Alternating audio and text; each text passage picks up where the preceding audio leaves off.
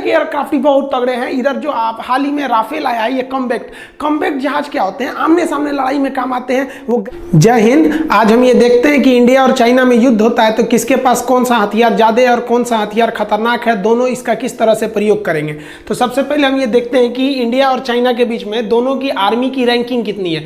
तो दुनिया में अमेरिका टॉप नंबर पे है, दूसरे नंबर पे रसिया, तीसरे नंबर पे चाइना आता है, चौथे नंबर पर इंडिया आता है। रैंक के हिसाब से ज्यादा का अंतर नहीं है। अगर आप इंडेक्स देखेंगे तो ग्लोबल फायर पावर इंडेक्स में जिसका रैंकिंग जितना कम रहता है इंडेक्स में, वो उतना ज्यादा पावरफुल माना जाता है। चाइना का कम है 0.6, इंडिया का 0.9। यहां आपको भले लग सकता है कि चाइना पावरफुल है, आगे देखते चलेंगे, जब तक पूरा नहीं देखेंगे आपको समझ में नहीं आएगा। और आप भी चाइना के $10 बिलियन जो खर्च कर रहा है चाइना, उसी जाल में आप भी फंस जाएंगे। चाइना पूरी दुनिया के मीडिया में जो पैसे देता है रिश्वत के रूप में या अपनी प्रॉपर्टी को दिखाने के लिए, अपनी तारीफ कराने के लिए, अपनी क्षमता को दर्शाने के लिए, वो $10 बिलियन है। चाइना का जो सबसे बड़ा प्लस पॉइंट है वो उसकी इकोनॉमी है। उसका बजट बहुत ज्यादा है, $237 बिलियन, और हम लोग का बजट उसके आगे बहुत ही कम है। हमसे उसका रक्षा बजट 4 गुना ज्यादा है, $61 बिलियन है। इसमें हम एक डेडिकेटेड अलग से वीडियो बनाएंगे। यही हमारी इंडियन आर्मी के लिए सबसे बड़ा सरदर्द है, बाकी कोई टेंशन नहीं है चाइना और इंडिया से।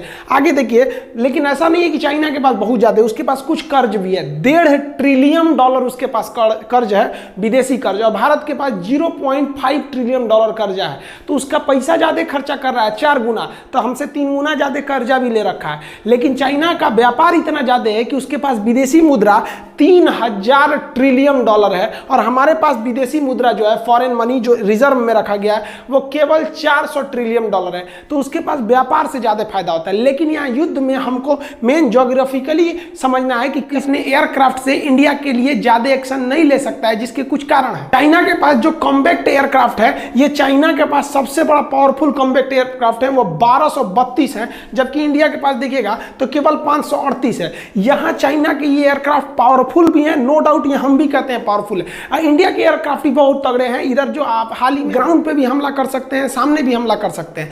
लेकिन चाइना के ये कॉम्बैक्ट एयरक्राफ्ट और इंडिया के एयरक्राफ्ट में सब बहुत ज्यादा हथियार भर जाते हैं, जिस वजह से इसका वजन बहुत भारी हो जाता है।